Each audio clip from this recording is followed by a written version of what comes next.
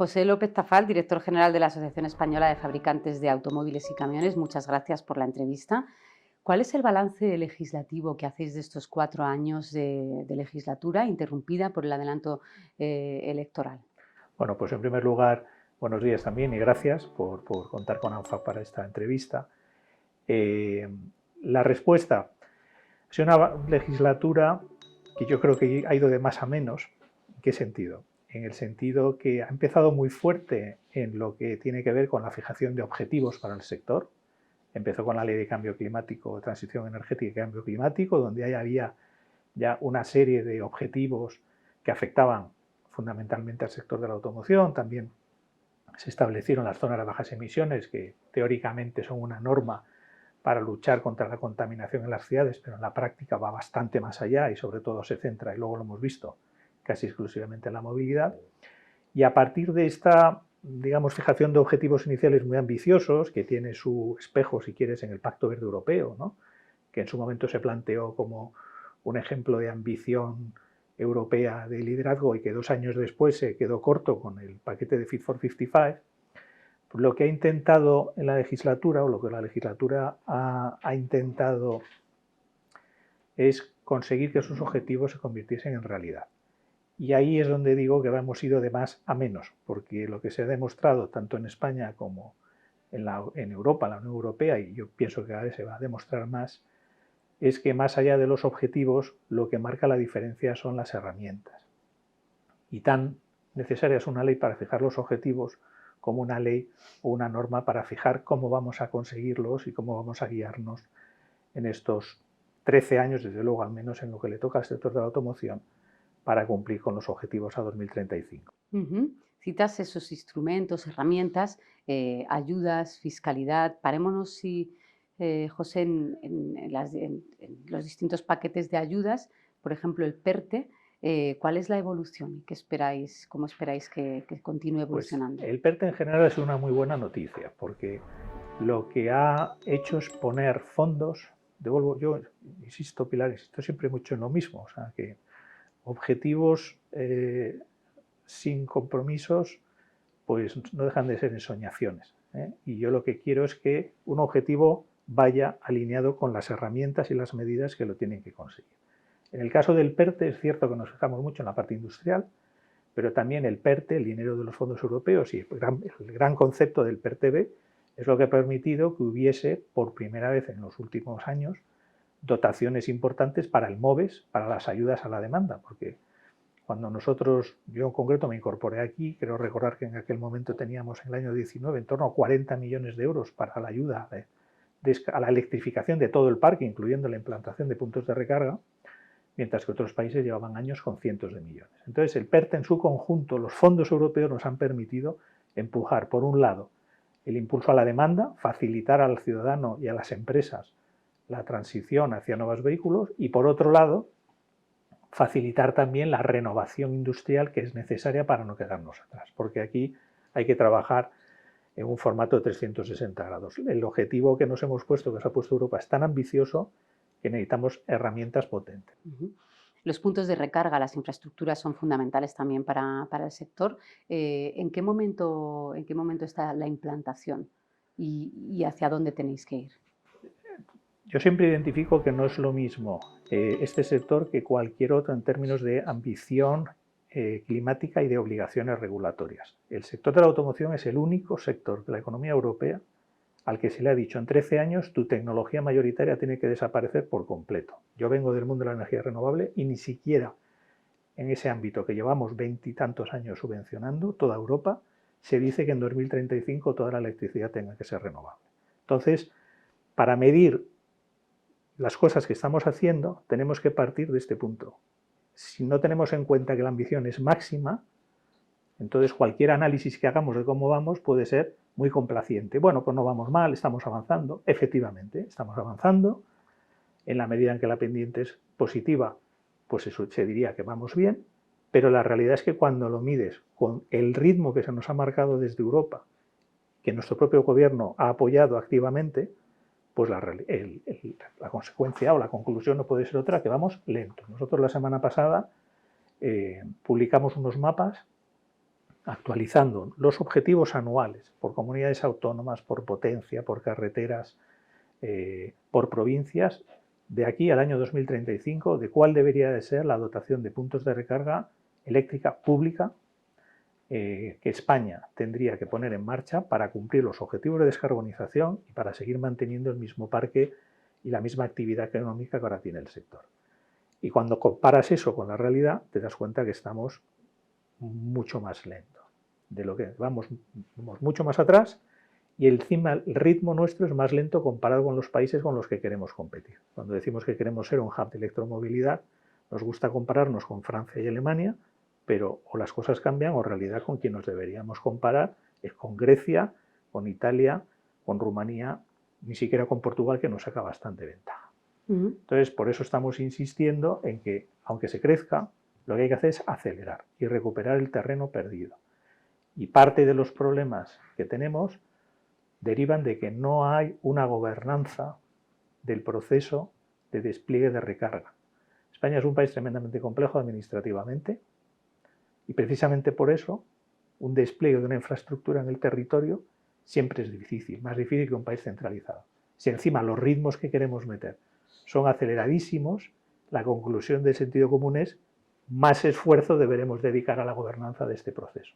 Y ahora mismo no hay nadie responsable en España de que se cumplan los objetivos de despliegue vinculantes que ha fijado la Unión Europea.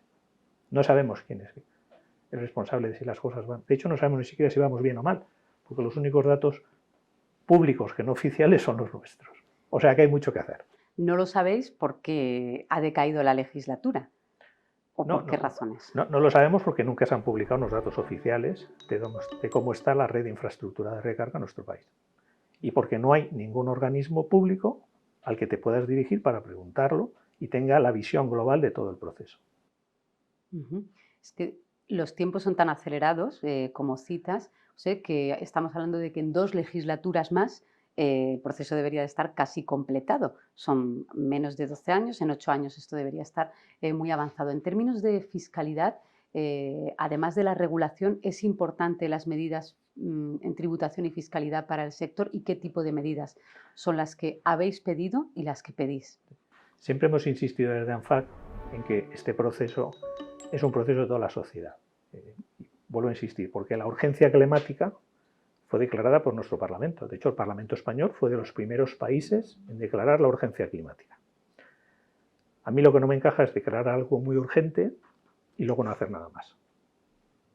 Entonces, desde el punto de vista de fiscalidad, si tú analizas lo que están haciendo otros países que están corriendo más que nosotros, es tomar medidas positivas que favorezcan o que complementen las medidas sectoriales que tienen que hacer frente de nuevo a ese inmenso reto que como sociedad tenemos de atacar la urgencia climática, donde además hemos identificado el sector de automoción como uno de los sectores o el sector clave en esta década.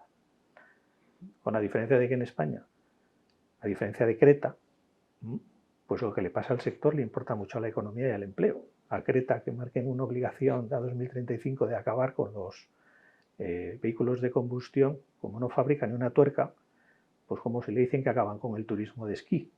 Básicamente le importa poco. A nosotros, sin embargo, nos importa muchísimo. Y por eso venimos insistiendo. Medidas de ayuda a la demanda, medidas de despliegue de infraestructura y medidas de fiscalidad positiva que ayuden y apoyen a todo ese proceso. ¿Cómo? Como están haciendo otros países. No hemos ido muy lejos. Hemos buscado el ejemplo de Alemania, pero hemos buscado el ejemplo de Portugal, que nos dobla en cuota de penetración de vehículo electrificado. Y hemos planteado, necesitamos que la fiscalidad ayude también a la sociedad a dar el cambio. Yo no estoy pidiendo dinero para mí. Estoy pidiendo dinero para que la empresa que quiere cambiar a un vehículo eléctrico su flota o el ciudadano que necesita ese apoyo tenga también desde un punto de vista fiscal un incentivo, pues como pasa en Alemania, como pasa en Portugal, como pasa en otros países. En lo concreto, ¿qué reformas o qué legislación necesita el sector para cumplir los objetivos que mencionas? Hay varias cosas a las que tendría que hacer, pensando sobre todo quizá en la nueva legislatura. Desde el punto de vista de legislación, sin duda necesitamos una modificación de todo el esquema actual de incentivo a la demanda. Incentivo a la demanda, insisto, hay que animar a la gente a adquirir unos vehículos electrificados, tanto al ciudadano como sobre todo a las empresas, no sobre todo, pero también las empresas, porque las empresas son de hecho las que más están empujando la adquisición de este tipo de vehículos y por tanto contribuyendo más a reducir las emisiones. Entonces, los planes de ayuda a la demanda tienen que ser tremendamente eficientes. Y ahí es donde, en vez de ir a un modelo de subvención, que lo estamos viendo todo el día, que fundamentalmente lo que hemos generado es que cuanto más dinero hay, más ineficiente es el proceso, más se carga de costes a las administraciones que lo están gestionando, más personas se tienen que contratar solamente para mover papeles y menos contento está el ciudadano porque más tarda en llegar la ayuda, pues tenemos que pasar a un modelo de fiscalidad que solucione todo ese problema, porque el problema que hemos tenido, Pilar, en estos años no ha sido de falta de dinero, afortunadamente el dinero ha venido, pero como teníamos tanto dinero se nos atascan las tuberías, porque las tuberías no estaban dimensionadas. Entonces, desde el punto de vista legal, la fiscalidad es la mejor manera de resolver esos atascos y esas ineficiencias, y que el dinero que llega se mueve rápido y llegue al ciudadano rápido. Desde un punto de vista de recarga, nosotros estamos insistiendo en que hay que mejorar la gobernanza, planteamos a la ley de movilidad, no se ha llevado a votar, planteamos la necesidad de que haya un centro estatal para el impulso de la recarga, tanto de electrolineras como de hidrolineras. No decimos que haya un centro público que haga ese despliegue, en absoluto, pero sí estamos diciendo que haya un órgano público, en nuestra opinión, dependiente del Ministerio de Transporte, como sucede en Alemania o como sucede en Portugal, que visualice cómo va el proceso, lo mida, diga vamos bien, vamos mal, aquí está el cuello de botella, dónde está el problema, a quién le corresponde resolverlo, porque este proceso es que no se para, cada día se acelera más. Entonces, si no nos organizamos para la carrera en la que queremos competir, pues más vale que nos dediquemos a otra cosa o nos quedemos en el banquillo. Y luego, desde el punto de vista de política industrial, tenemos que priorizar la política industrial. Y necesitamos una ley de industria que priorice. Llevamos tiempo trabajando con el Ministerio de Industria en identificar agendas sectoriales donde lo que pretende España es, como todo agente, tienes tus activos y tus pasivos, tus fortalezas y tus debilidades. Pues refuerza tus fortalezas para poder avanzar, pero no trates a todos los sectores por igual. Entonces necesitamos una ley de política, una ley de industria que cambie muchas cosas, que busque esa autonomía estratégica que ahora se está planteando. Pues la autonomía estratégica no la puedes desarrollar como país si no tienes un Ministerio de Industria potente y una ley de industria fuerte. Y no tienes unos fondos presupuestarios que son los que de verdad te dicen si ese ministro es o no fuerte, ¿vale? Entonces, todo eso también tiene que tener un componente legislativo en la próxima legislatura. Y bueno, podría seguir, pero de momento con esos tres me quedo. Y por concluir, ¿cómo esperáis o cómo queréis relacionaros con las Cortes en la próxima legislatura? Pues como yo entiendo que lo hemos venido haciendo hasta ahora. Yo tengo que decir que con todos los grupos parlamentarios a los que nos hemos acercado hay una receptividad estupenda, tienes las puertas abiertas siempre. Oye, luego las cosas se pueden hacer o no se pueden hacer, o directamente te dicen, mira, José, pues no lo vemos, perfecto, pero en todo el espectro de grupos hemos tenido una magnífica relación. Nosotros siempre como ANFAC intentamos ir con propuestas por delante, con datos también, y somos una parte importante de la sociedad. No pretendemos ser los únicos y por eso cosas que planteamos puede que se consideren y otras puede que se rechacen o directamente te digan no nos gusta. Pero mientras haya puertas abiertas y haya un buen diálogo, creo que hemos avanzado muchísimo. Y con que siga siendo el mismo yo estaría más que contento. Pues José López Tafall, director general de ANFAC, muchísimas gracias. Pues gracias a vosotros, ya Demócrata, por la entrevista.